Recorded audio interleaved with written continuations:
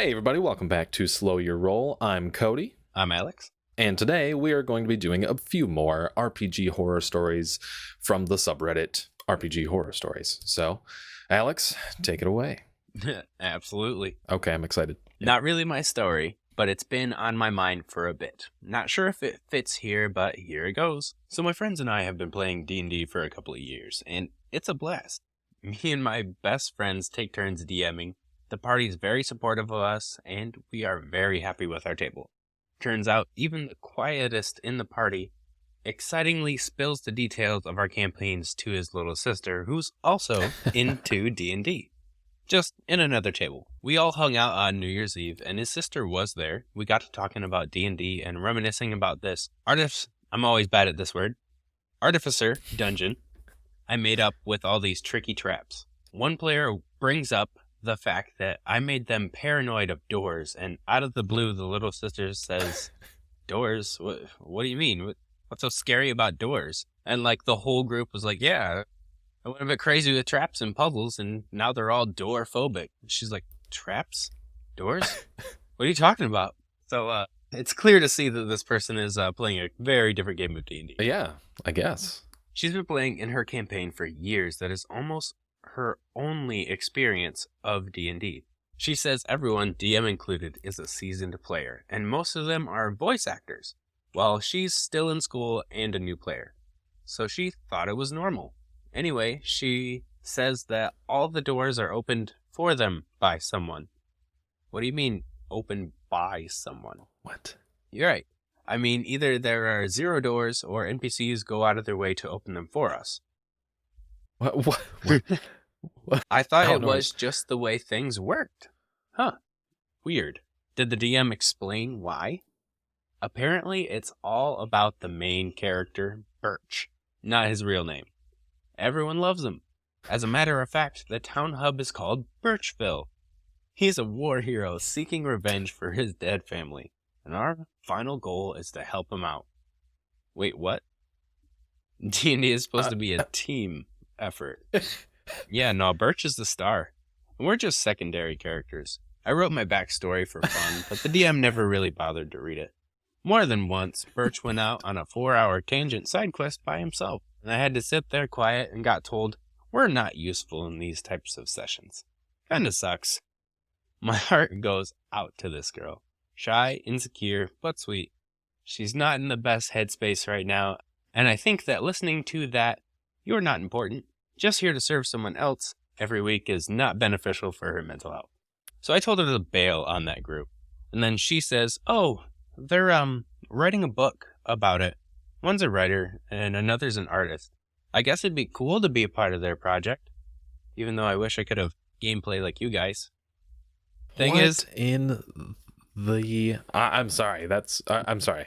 Carry on. No, you're good. There's literally one more sentence out here, and it's like, man, I feel bad for that girl. And I was about to say the same thing.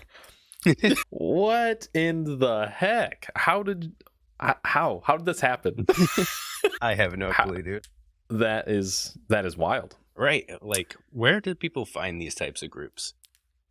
That's insane. I can't even imagine. Yeah, literally. She's like, "Oh yeah, they're all voice." I mean, it must be online because she said she's still in school, but like she's playing with voice actors and stuff. Like it must be, you know what I mean? Like it has to be that she's playing online or something. First off, which there's nothing wrong with that, but like, how else could that have happened? You know, for real. It's so crazy though.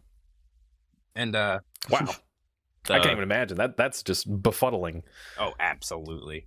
And the top comment is, "Yeah, I can't wait for that book. Nothing gets my juices flowing like a hero who never ever faces any hardship or setbacks and just being handed every victory." Yep. Birchville. Old Birch. Okay, that's pretty fun. Definitely falls in the horror story category for this Reddit. Yeah, for sure. Okay, this one is titled "DM deliberately TPK's party to show off his, quote, special, end quote, homebrew monster." Oh. Okay, I play and DM occasionally on a large West Marches style server with multiple DMs. Last night I had my first ever truly terrible DM. Everyone in the server is different levels, and games are usually aimed at a higher or specific tier, although you can temporarily lower your character level if you want to. He posts a game for characters level 8 to 10, and has several of us who are higher level drop down to 10. It's categorized as medium to hard. I don't have the stat block, but at minimum, his little homebrew, like the homebrew monster, his little homebrew would have needed much higher leveled characters for the party to even stand a chance. From what I gathered from the encounter, it's like the monster was immune to all damage except fire, healed from cold damage. Any non-magical damage was automatically reflected back on whoever dealt it. It had multiple reactions around. Melee attacks from it did on average 40 points of radiant damage, which very few things have a resistance to radiant damage, of course. No, absolutely. Legendary actions were AoEs that did between 40 and, 70 points of damage in a 120-foot radius. The save against the AoE was Dex, and the DC was either 20 or 21. This creature was immune to prone and incapacitated at minimum. Could automatically choose to reflect all spells back onto the caster. Again, no save needed. AC of 23. It could teleport farther than anyone could run multiple times around, so running away wasn't even possible. And then he also edited because, I forgot it had tremor sense of 120 feet. What a guy. So, worse, whenever someone came up with a clever solution like the Ire Bands of Bilaro, he declared it was immune to them. The very obvious rock pillar on the map? Oh, we misinterpreted that. There's no cover there, and it's not a pillar. A huge boulder on the map? Well, my small-sized character can't get into cover behind it. She's bigger than the boulder. In parentheses, WTF. And then one more line. I finally decided enough was enough, called him out on running a blatant unbalanced fight, and bounced from the chat. I also messaged a server moderator. Apparently, he tried to claim the stat block was only CR12. The end. That's crazy. Like, okay, there's a lot of things that could have gone a little bit better for that. Like, yeah, obviously you want the guy to, like, just use a monster that's kind of a part of the game that you're supposed to be playing anyway. But if you are going to homebrew some stuff, there's a few traps you need to, like, avoid when you're making a monster.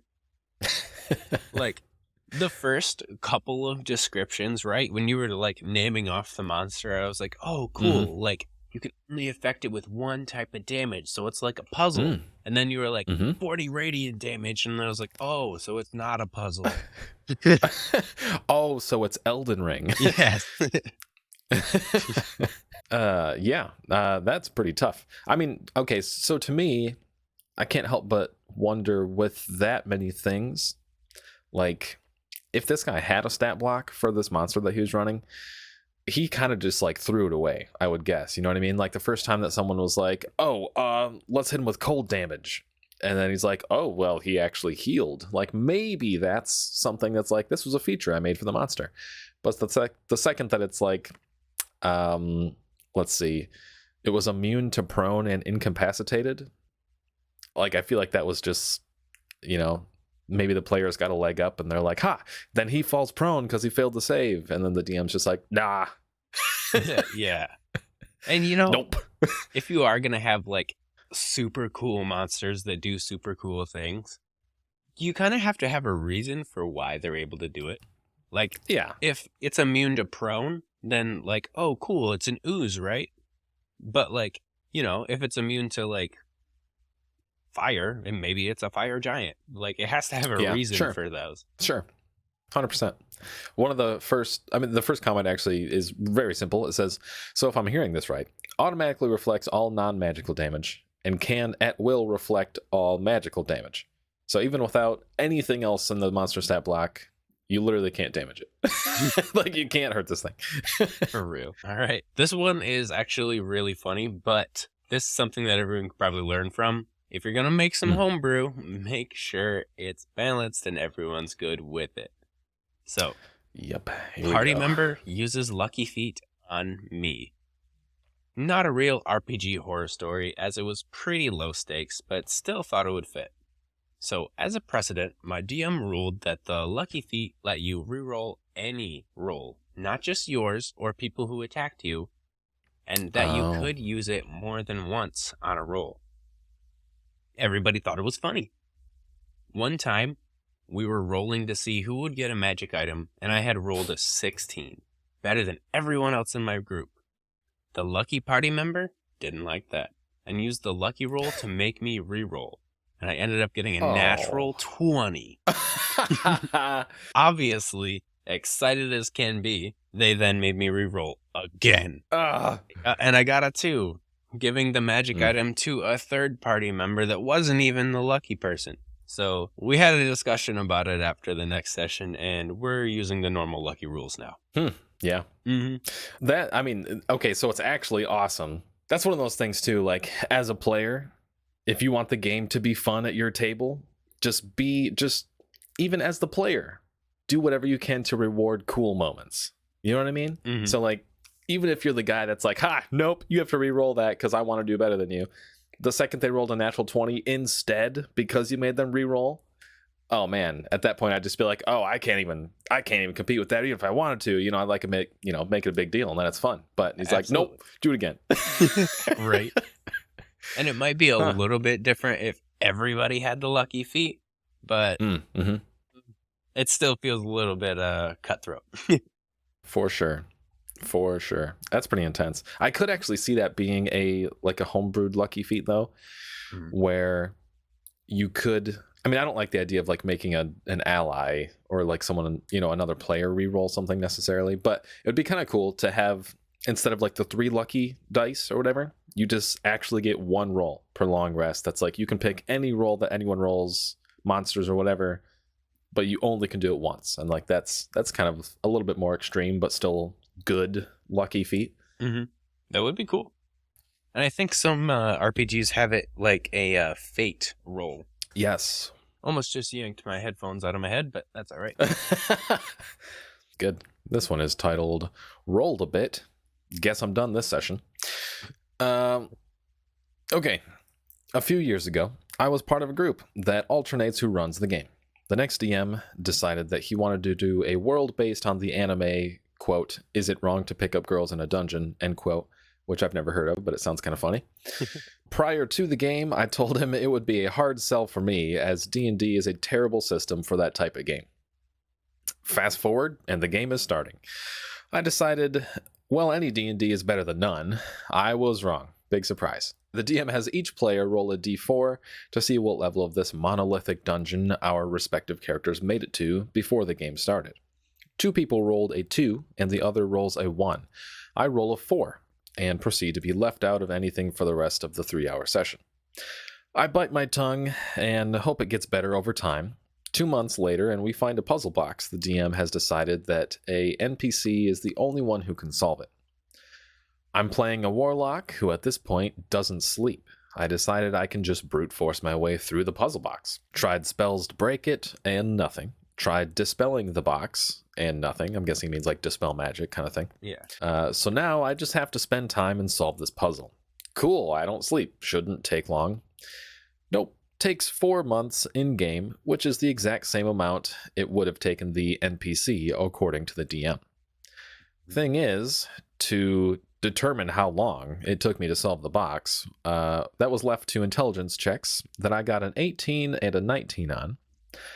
After those rolls, again, I sat there and did nothing the rest of the session because I was, quote, otherwise occupied. Game broke down next session when the whole group said, "Hey, we are done. This isn't working." That sounds like a mess. Yeah, I can't even it couldn't have gone. I don't know. At no point did that sound like it was a good idea. No. And honestly, most of those animes really shouldn't be for D&D. Like, I'm almost certain that anime is like, the traditional, we follow the main character kind of thing, and he's going to pick us all through the dungeon. Something like that. I have no clue, really. But yeah. But yeah, that makes sense. I mean, it says right there in the story, the guy was like, D&D is really not made for that, but fine. Better than nothing, I guess. He tried, and that's all I can commend him for. Yep, that's true. I mean, I guess there's that. This one is called This One Guy. I think we all know that guy. Yeah, this guy. Oh, not another story about this guy. I know, right? So, a light story, but it never ceases to amaze me. From the first session, I knew that he had this one flaw that over the course of 2 years has constantly prodded at my patience every time it happened. It started on the first session. Everyone's classes are irrelevant except for this one person, a Tempest Cleric. We encountered a whirlpool that looked decently dangerous. However, this one guy, I guess I'll call him Paladin, just goes, not word for word, but the gist of it is, well, we have a Tempest Cleric. He can create and destroy water to get rid of it. And for context, Paladin knows no one's classes in-game. He just says his class and assumes he has this one spell prepared. He did not, but the DM allowed him to switch another spell for it, and we moved on. It was small enough, but to see that Paladin had a problem with assuming things of others really got on my nerves. Yeah, I know this. I know this specific trait. I understand. Later down the line, I was so right. The rest of the campaign was hints and sprinkles of him assuming things of other people and trying to insert his ideas into other people's characters. And even the DM's plot. It got worse when I joined his campaign. The moment I joined, him and his friends almost made my own character for me. I'm glad I took the reins on that quickly. Sometimes I have to remind him that he does not have full reins on other people's ideas. When we started his second campaign, he admitted he was planning to make me and 2 other players mind-controlled servants. Somebody's playing Baldur's Gate. Yeah. On the day of the session, he had not explained any of this to me until beforehand. I said F no to all of that, but the other 2 accepted as Paladin was not struggling to start his session with the idea down the drain. But this has been the most egregious example of this one thing. He almost enslaved my character without my knowledge or opinion. This isn't even the end of it. Between this and him constantly telling others what race or spell or feat is optimal, even if it doesn't work, has me at my wit's end. I will tell him he needs to stop assuming things and inserting his own ideas in other people's ideas. The ideas may not be what you envisioned, but it is theirs to manifest, not his. And if he has to, for the sake of his own game, at least communicate with them better before running into session 1. Thinking of throwing 3 characters into enslavement. What in the heck? Yeah, I know. I mean, I don't know. That's a very specific character trait that people have in real life. Yeah. And I know it. I get it. I've met these people. I mean, and there's nothing wrong with these people. It is what it is. Right. People are people. Everyone's got their issues. But it would be tough to work with in all of these described cases for sure. I get it. Definitely. And I do feel like everyone, in a way, kind of has those problems. But when it's to such a degree that it starts affecting everyone around them, it's like, okay, yeah, we kind of need to take a step back here. Yeah. Yep. Dang, that's tough. Because right. How do you have that conversation without? No, for real. And I just setting that person off, Exactly. And I want to be super charitable. What if the person who wrote this is just the biggest D-bag? But yeah. Still, I would still kind of have to take their side. I mean, you can't, just like the DM can't take away player agency, players definitely shouldn't take away player agency either. And that's no, definitely hard pass. Absolutely. Dang. Well, I think I have one more here. And this one's pretty quick and simple. I think it's kind of just funny. It's even tagged lighthearted and all that. So this one is called Too Tired to Check Rules. Been there. Yeah, plenty of times. Most of the time. My first time DMing, I ran a one-shot and tremendously underestimated the amount of time it took players to go through the content I prepared. And that is a very common mistake. Even for experienced DMs, that can happen for sure. Oh, definitely. I not only burnt myself out prior to the session that I thought would be 6 hours, but became absolutely drained by the 9-hour mark of what ended as a 10-hour session. Ooh. Second to last fight, in which I made the party jump level from 5 to 11, which they had sheets prepared for, but I know it's a crazy idea, first time DMing. So, like, I get that. Stepping aside for a second, it was like, that was part of the plan. It was like, hey, guys, at one point, we're just going to, like, everyone's going to go Super Saiyan, you know? That's fair. That's cool. That is super cool, especially if you were like, all right, time jump like Legend of Zelda. Yep, 100%. Okay, but anyway, so he's like, yeah, I know that's a crazy idea for first time DMing with 6-player party. But one player then began casting Fire Shield at will, as he said his subclass gave it to him as a cantrip. Fire Shield is pretty good. In my head, I knew there was quite literally no possible way, but I was so beyond exhausted that I gave one, quote, "Are you sure?" end quote, and didn't press any further when he confirmed it was his subclass.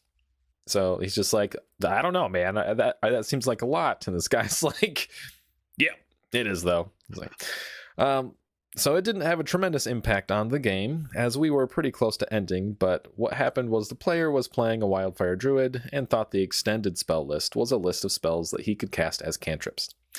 Nothing bad came of it, and though it was pretty crazy of a buff, he only really cast the spell maybe one more time than he otherwise should have. The players enjoyed the campaign, even though I accidentally slogged him through a very long day. And then the last line is just like, too long, didn't read. Was so tired I accidentally gave a player Fire Shield as a cantrip. That is so crazy, man.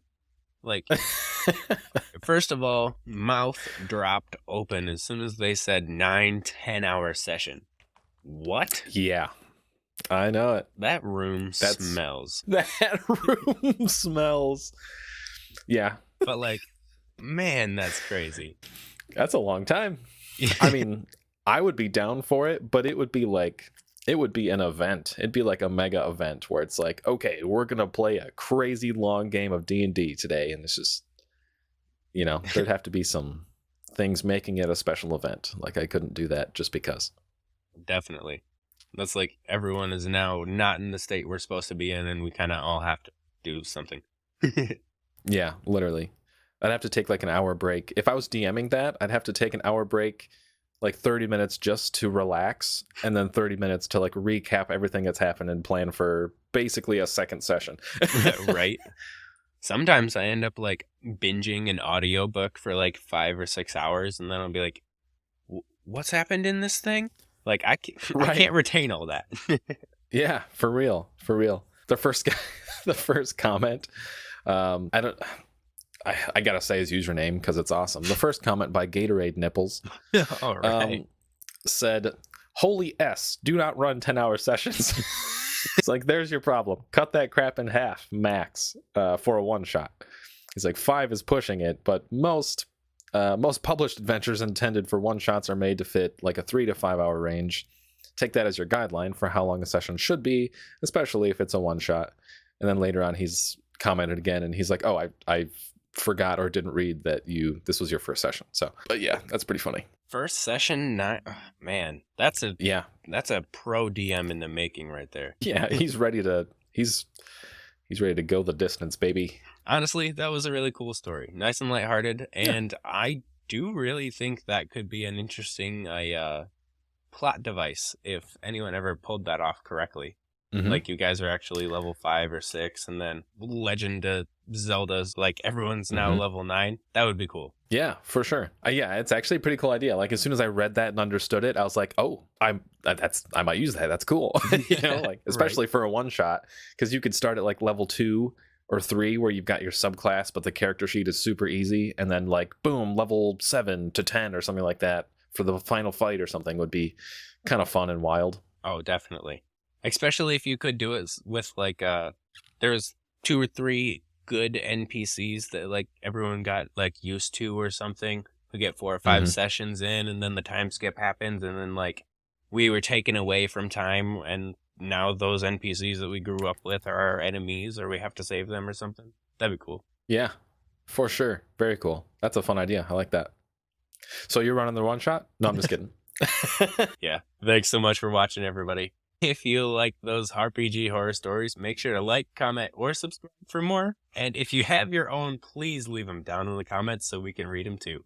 But until next time, we'll see you all later. See ya.